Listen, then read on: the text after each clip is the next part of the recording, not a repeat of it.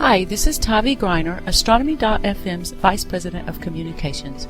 If you enjoy our programming, please let us know with a donation to astronomy.fm/donate. We really do rely on your support, and it's true, every little bit counts. AFM. Honorary Spock here. You're listening to Astronomy.fm, AFM radio, a most fascinating station.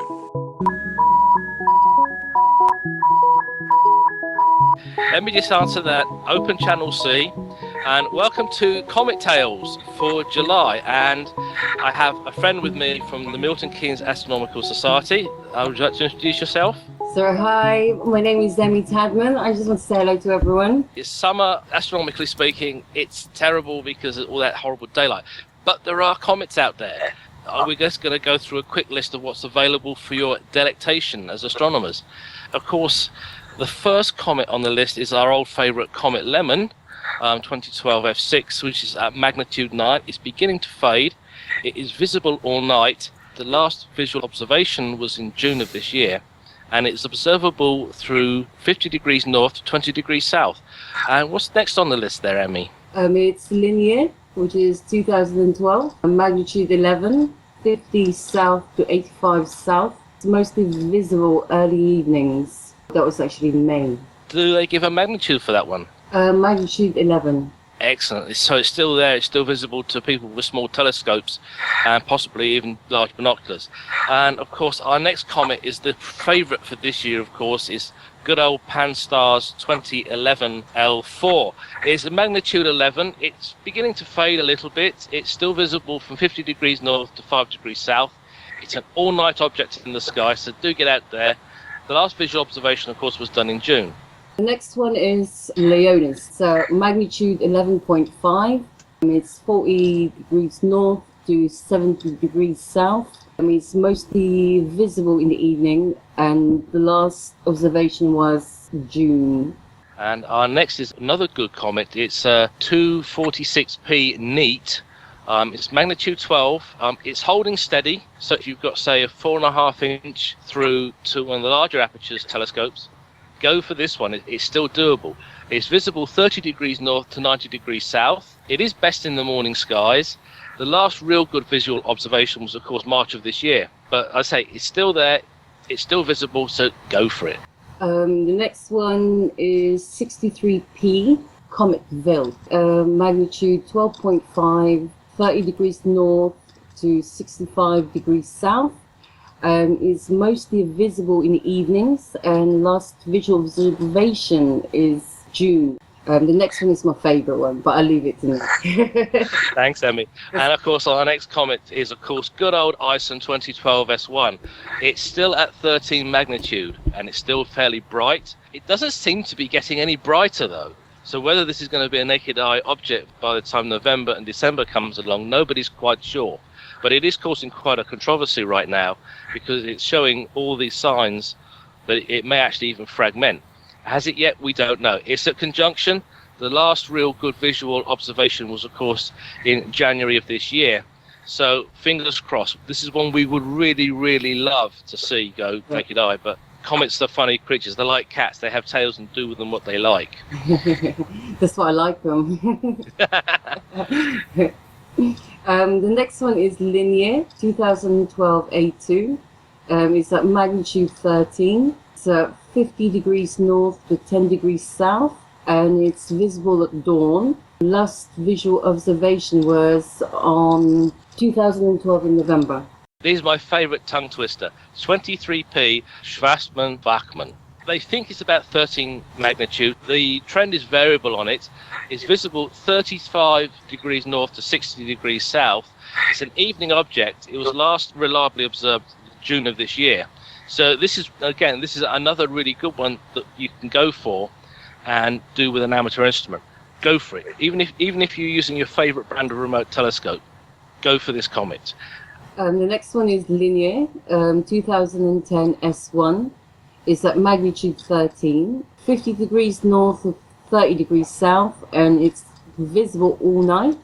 Last visual observation was this year in June. And I think we're seeing a bit of a trend at the moment with most of the comets. They all seem to be sticking around magnitude 11 to 15. Pan-STARRS again is in the news for us, 2012 B1. 13 magnitude, holding steady there, and it's visible from 50 degrees north to 30 degrees south. It's another all-night object, again last visibly observed in June of this year. And the important thing is, even though they're fading, we really do need these comets to be observed, because the information that you provide as amateur astronomers can actually help us predict comet brightness and how a comet is actually going to go, whether it's going to be bright or it's going to be faint. So please, if you can, get out there and observe this stuff. The next one is Pan-STARRS. It's 2012 B1. It's at magnitude 13.5. It's fading. It's 40 degrees north to 55 degrees south, and it's mostly visible in the evening. And the last visual observation was June of this year. And we go on to that prolific Mr. McNaught. He's got another comet in the sky right now. McNaught 2011 R1. It's 13.5. It's showing that it's fading. It's 40 degrees north to 35 degrees south. It's an evening object. The last visual observation was in May. So we really do need some more on this one, please. The next one is McNaught. It's 2012 K6. It's at magnitude 13.5. So the trend's fading a little bit. Observable 35 degrees north to 75 degrees south. It's mostly visible in the evening, but it's not yet been observed. If you're out there and you're in the right area for these comets, there is a great opportunity out there to go and get some really cracking pictures and get your name in the press if you've managed to get them out there before everybody else does. Okay, next comet is Linear 2011 F1, approximately 14 magnitude. It's fading 5 degrees north to 90 south. It's a morning object. Now, the last visual observation we had of this comet was back in November of last year. So please, if you can, we really do need some pictures of this one. The next one is 2P Enki, magnitude 15. It's bright at the moment, 40 degrees north to 35 degrees south, and it's mostly visible at dawn. But yet again, it's the same with the McNaught 2011 R1. It's not yet been observed either. And I do happen to know that with Comet Enki, this is actually a comet that is under observation by the British Astronomical Comets section. Now, they've actually got an observing campaign running this year on Enki's comet. So if you can help out with images or with information or astrometric readings, please do. We would love to hear that. And you can always go, if you just go to the British Astronomical Association website, look for the comet section, and that will tell you how to get in contact with us. We always love to see your pictures, and of course every report you do helps out. Now, a young chap at a star party hit the nail quite nicely and discovered a brand new comet recently, I hear. That was in Ukraine, I believe, right? Yep, Comet Bresolov, I believe it is. Borisov. And that, to me, it really does encapsulate the greatest thing about astronomy, is you can be at a star party, you can see something through a scope, you can take an image, and suddenly you may actually have a comet with your name being registered. This is the luck of the draw, I guess. I do know that the Folks team really wish it was a little bit further south, because I don't think they can see it very well. But hey, it's part of the whole thing about astronomy. Sometimes you luck out and you hit it on the nail, and you get to have a really good time. You know, the really sad thing about CometTales is always this short. All I can say is, if you're listening, go to the British Astronomical Association website, look up the comet section. There is a link to their webpage, and you'll see all the information we've given you tonight. It is really, really worth doing. I have to say this, I really wish Sir Patrick was here, because I think he would be having fun this year with the comets, don't you, Emmie? Oh, I completely agree. I completely miss him. I think everybody misses him. Yeah, he's definitely well missed. This is Sky Guide Nick. It's Emmie here again. We're wishing you great observing this year, and have a great summer. So from Nick, it's good night.